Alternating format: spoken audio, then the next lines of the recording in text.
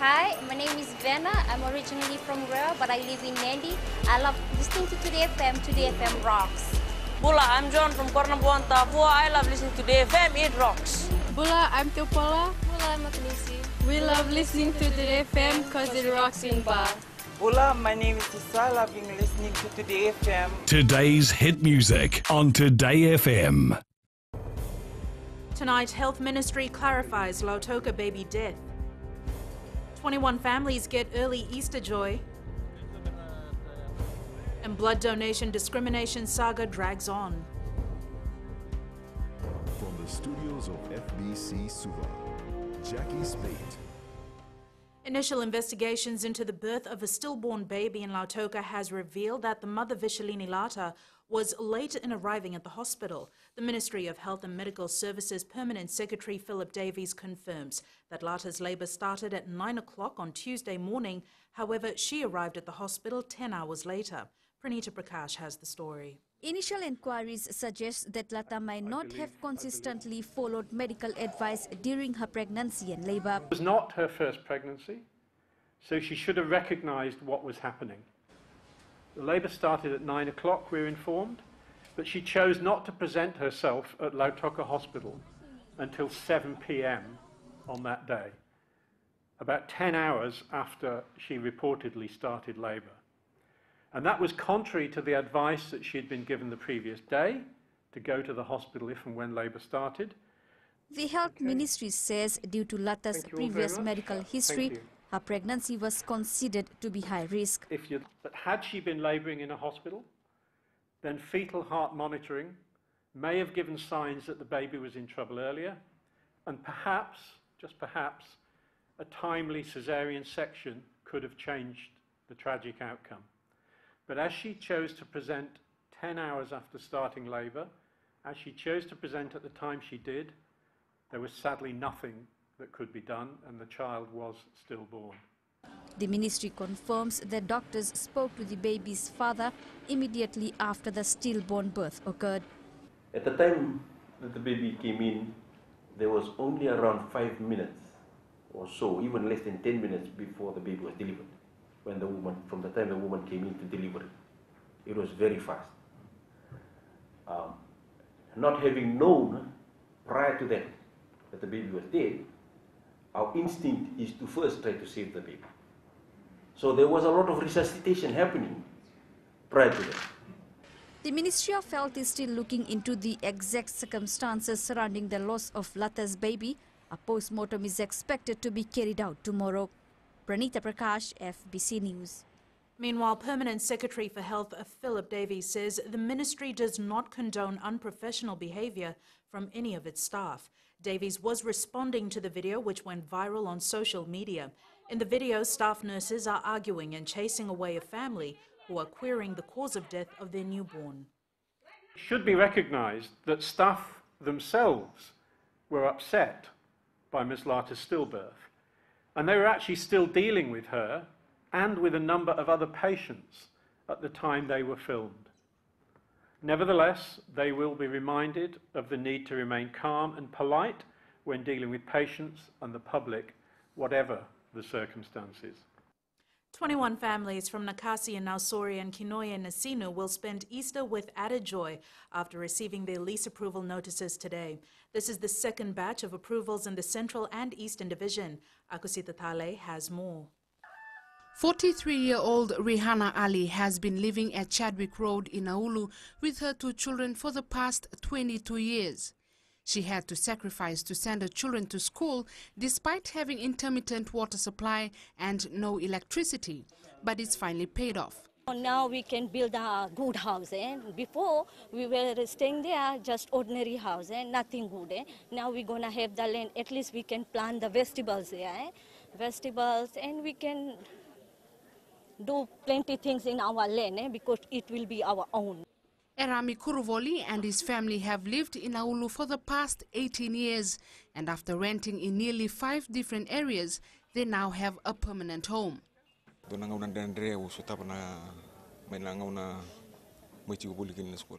We faced some of the most challenging times while staying at the squatters, even though we worked hard and to find means to survive and right up till today.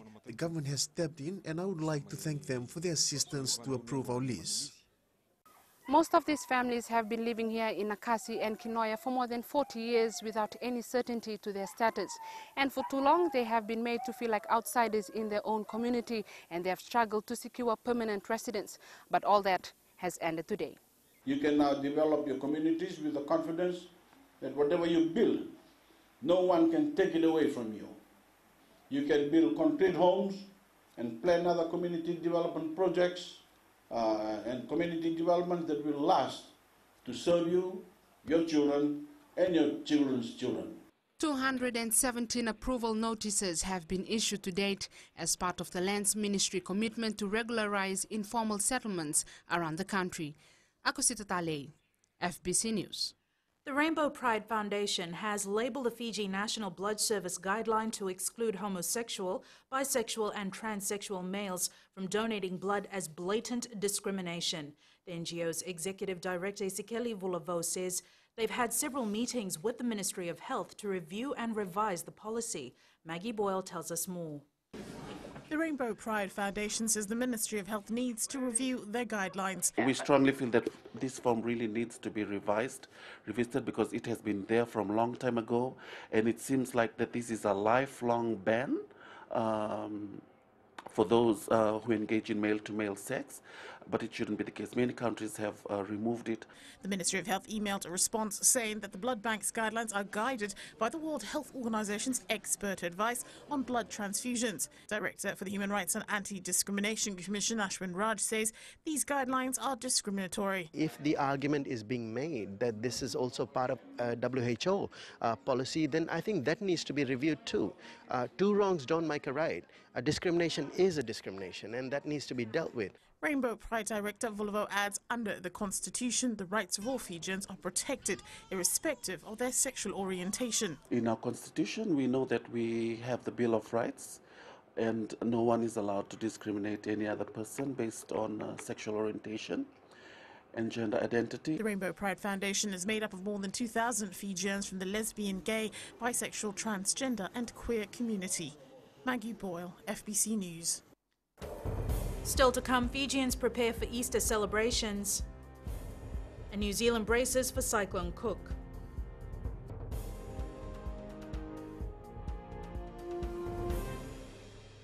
हम लोगों में रहते हैं और मिर्ची FM सबसे best station है।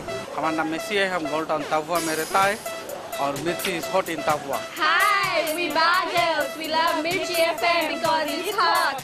निवेश तावरा में रहता हूँ, सुनता है यहाँ मिर्ची FM is very hot. Mirchi FM, it's hot.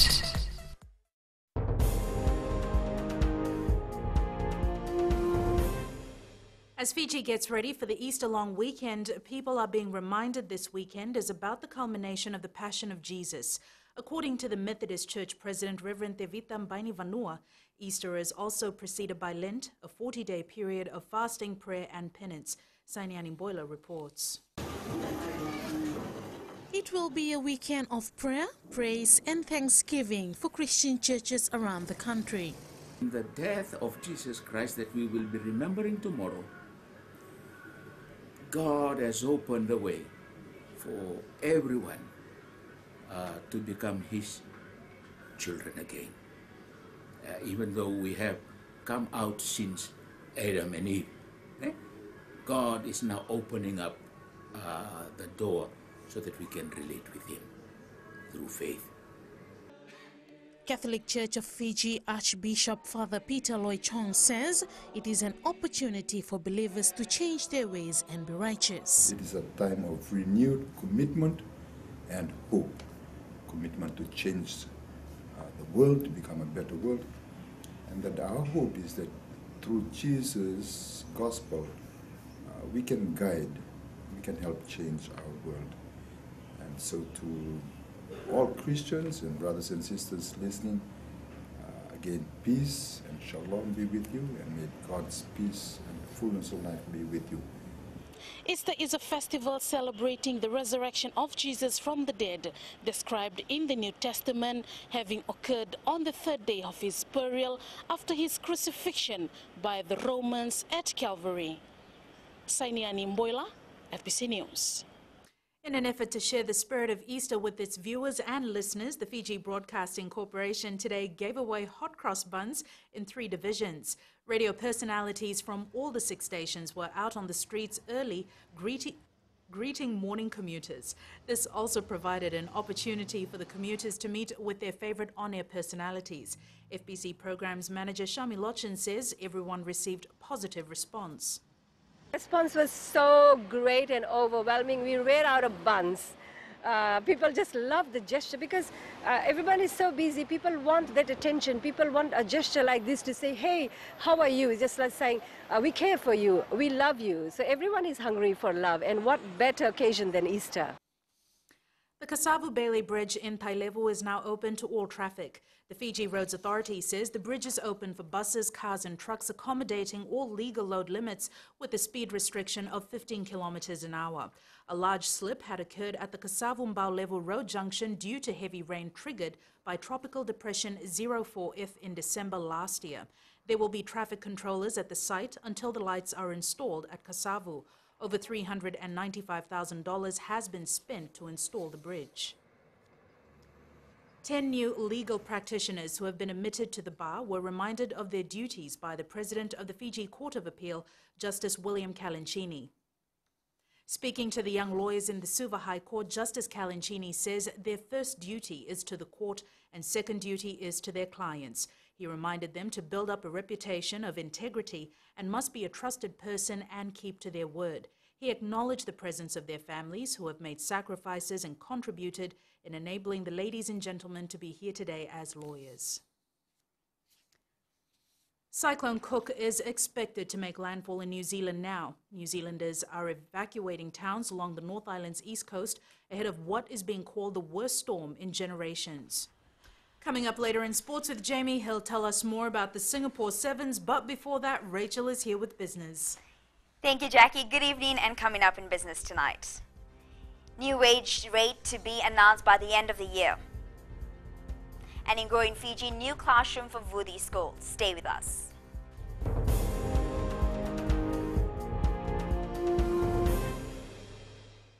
I'm Rafnil from Nekota and I love listening to Today FM. My name is Stanley Girdler and I'm from Australia, but I'm part Fijian from Watraki and I love listening to Today FM Rocks.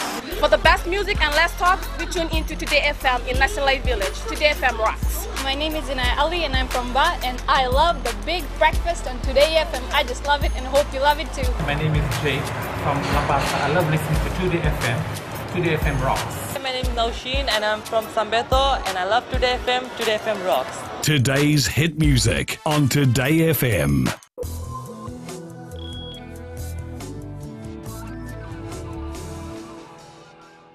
In business tonight, the new national minimum wage rate will be released before the end of the year. Minister for Employment Chone Samate says they are currently reviewing the minimum wage rate before consultations begin next month.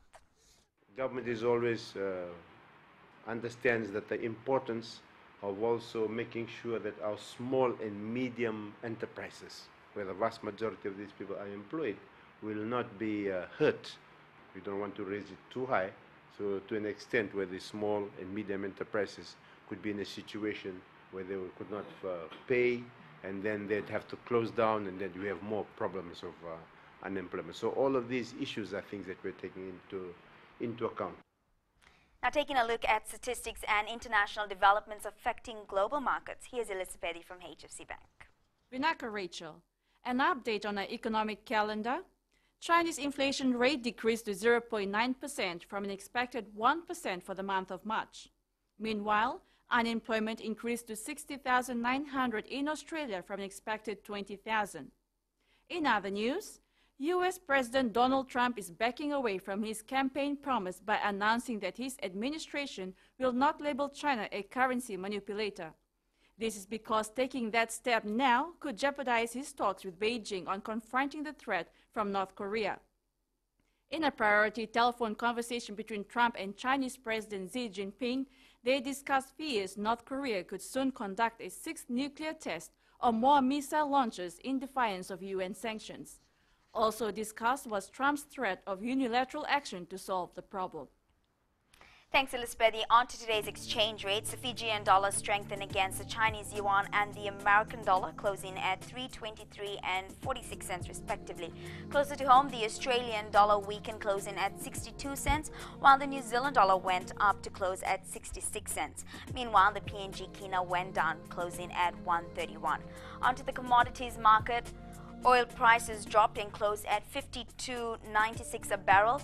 Gold rose by $21.40 an ounce to close at $1,274 an ounce. Silver followed suit, closing at $18.34 an ounce.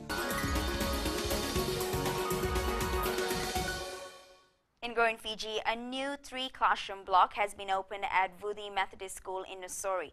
In opening the new facility, Education Minister Dr. Mahendra Reddy said the government is committed to providing quality education for all children. He added school libraries are the best tool for development for the younger generation who will be future leaders of the country. We need libraries in schools so that our children can undertake holistic development. Without libraries, our children will not understand the heritage they passed. Our libraries allow our children to know about the rest of the world, about the rest of the community and the society. We need to get our children to undertake open reading, and it is libraries which will allow them to go outside, beyond the textbook, and get to know the world and become responsible citizens of Fiji.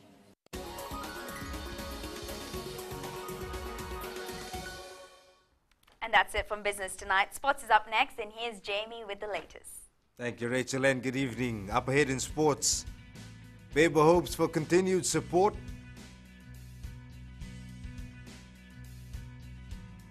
And Oceania table tennis competition gets underway in Suva. This and more after the break.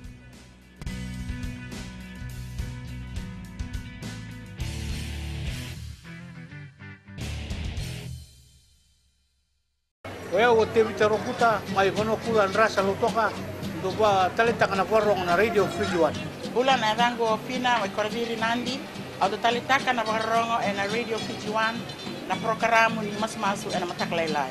Kaya o chone kurinambila mai bunangoru na makete hinga toka kwe do talenta kina na warong na radio Fiji 1 kina na domoi viti.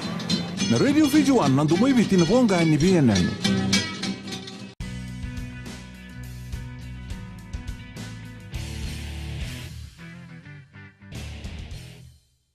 Vodafone Fiji Sevens coach Gareth Baber says he is grateful for the support and expectations of Fiji fans and what it pushes the team to achieve. Going into the Singapore tournament this weekend, he says he prefers a rugby-crazy nation behind the team rather than no one to deliver for. Master Prasad reports. For the first time, Gareth Baber gets lifted high. There's the cup. Fiji! After claiming his first title with the Fiji Sevens team, Gareth Baber is now a little more comfortable with his job. I would rather that way and have that sort of level of support and that level of, I suppose, commitment from a nation than not being seen by them and not delivering for them. Baber says he had few issues when he joined Fiji Rugby Union in January, but he was always been ready for the challenge. You know, that has its own issues, but you know, they're the natural obstacles, and for me as a coach, and I've been in this position several times, when you come into a new position, you know, you've got to grab hold of it and see how you can make a difference to it. So key to the success. With Hong Kong Sevens now a history, it's a lot to work for the coach and the team, as a win at the Singapore tournament could set the platform for the next season. Everything about rugby is very closely related to village life and obviously religion as well, again similar to Wales. Series leaders South Africa, who are still reeling after its 22-0 loss to Fiji, is expecting to come back firing. I think if we will go out and do the basics well, I think that helped us throughout the whole season, and that's why we were so successful in the previous 7 tournaments. So if we can just go out there and do the basics well this weekend, I think we'll be successful again. It's all coming down to a great showdown in Singapore. If Fiji wins its second tournament, then the race for series title could be open. But if South Africa claims it, the series silverware will find its new home this season. At the top of the Sevens world. Vashnil Prasad, FBC Sports. The atmosphere was electric at the Vodafone Arena in Suva this morning as 3 major international table tennis tournaments kicked off. Having hosted successful Oceania events in 2002, 2005 and 2012, Fiji Table Tennis Association President Anthony Ho said to gain hosting rights again after 5 years was a huge accomplishment for the minor sport in Fiji. Mary Tavanga reports. Fiji is the only country in the region apart from Australia to host an international integrated table tennis event, proving its ability to host international sporting events. On this very envious task of running these 3 tournaments and showcase that table tennis is a sport for all. And it's been quite a few months of preparation and for the first time, Fiji also received the honor in hosting ITTF President Thomas Wickett from Germany, who serves as observer of Fiji's hosting capabilities. All over the world, we have 3 table tennis events here. Para, we have the Junior Championships, and we have the OCENIA Cup. And I think this is really unique. Sports Minister Laisenia Tuitumbo says Fiji also recognized disabled athletes. This initiative increased the participation level in table tennis by people with disability. Ladies and gentlemen, these 3 championships have attracted Rio Paralympics. And the championships continues tomorrow. Melitawanga, FBC Sports. All 4 athletes from Vivia High School have made it to the 2017 Coca-Cola Games after an outstanding performance at the Maritime Zone meet today. Team manager Ilesa Koto says they will need to step up their preparation before the finals next week.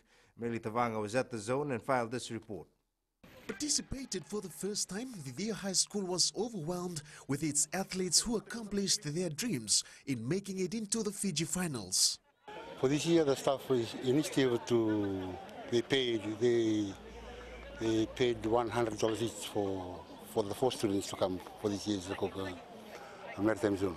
And our results have been good, and we are looking forward to the Coca-Cola Games. Maritime Zone Meet Coordinator Bill Volati was happy with the competition among the athletes. And that goes to show that the maritime schools have really prepared well for this year's competition. Athletes from the Maritime Zone who came first and second in the finals today will need to step up their preparations as they head into the Fiji finals next week. Melitawanga, FBC Sports. Ngao Secondary School has won both the boys and the girls divisions at the Maritime Zone meet. The Lomaiviti-based school topped the boys division with 18 gold medals and the girls division with 11 gold medals. The Fiji Secondary Schools Athletics Association has received a timely boost ahead of the Coca-Cola Games next weekend. The Games Committee today received a sponsorship of $10,000 from Pacific Energy. Association Secretary Vuli Wanga says things are shaping up well for this year's Games. I expect the Coca-Cola Games for 2017 to be one of the best in terms of sponsorship. We've now got a lot more sponsors coming on board. In terms of participation, I believe that this is going to be one of the best Coca-Cola Games. That's it from sports this evening. Angie joins you with a weather update later on. And in the world of the weird and the wonderful, India introduces new laws to curb drink driving problem. Catch that after the break.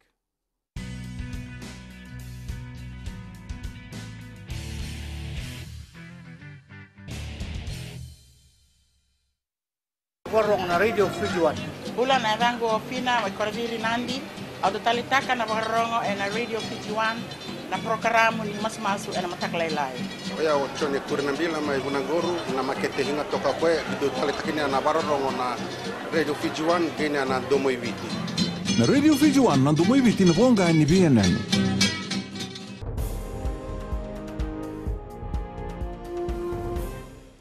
The banning of large electronics on US flights is drawing a lot of attention. It was put in place by the US for flights departing from some Muslim-majority countries in the Middle East and Africa. And it's weather time now, and Angie has all the latest for the Easter long weekend.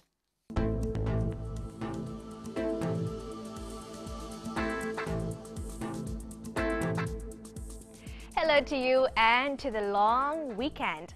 The prospect of a 4-day chocolate-filled Easter long weekend just got a little sweeter for most of us, as there were clear blue skies across the country.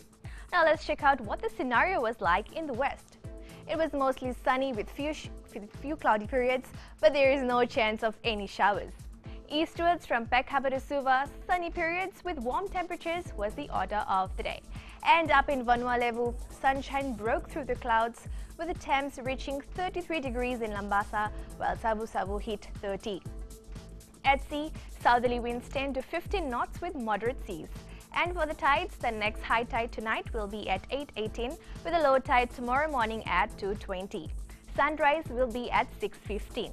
Also tomorrow, from Good Friday to Easter Monday, the skies look pretty clear in what is shaping up to be a perfect holiday to get out and about. And tomorrow's temps, Nandi, Lautoka and Lambasa will be hot with highs of 31. And looking further on to Saturday, it looks clear with high humidity. So don't forget to have your hot cross buns, Easter eggs and watch out for the bunnies. And that, Jackie, wraps up our FBC weather for tonight. Thanks so much for that, Angie. Good to have you back. On Fijian Pulse today, we asked, is Easter becoming too commercialized?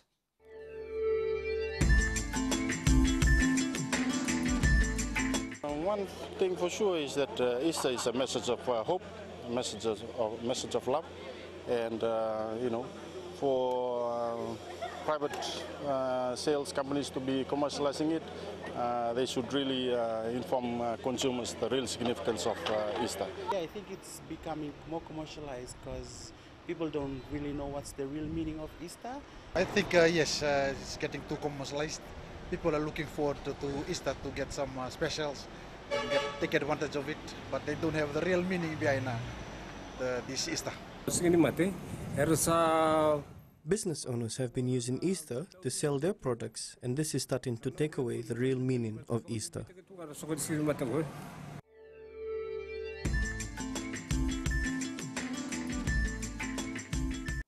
Recapping the main stories, Health Ministry clarifies LAUTOKA baby death, 21 families get early Easter joy, and blood donation discrimination saga drags on. For these stories and others, you can tune in daily to our sister radio station Gold FM. To our poll question this week, we are asking, should false news and hate speech on social media be subject to fines in Fiji? Visit our FBC website to answer. Before we go, our Easter Eve shot of the day. Mark's Love took this shot from Malamala, showing the sunset over the Mana Islands. Glorious shot ahead of the long Easter weekend. Send us newsworthy pictures and videos on email fbcnews@fbc.com.fj or share it with us via Facebook page FBC News. You can also follow and tweet us your news tips at FBC_news or simply hashtag FBC News. And that was your FBC News for tonight from the team and I. We're wishing you all a safe, enjoyable, and above all, a blessed Easter weekend ahead. Bye for now.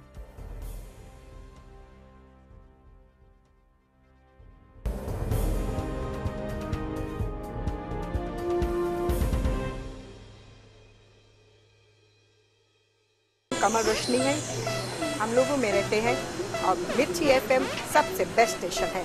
हमारा नाम मिर्ची है, हम gold town तापुआ में रहता है और mirchi is hot in तापुआ। Hi, we Bagels. We love Mirchi FM because it's hot.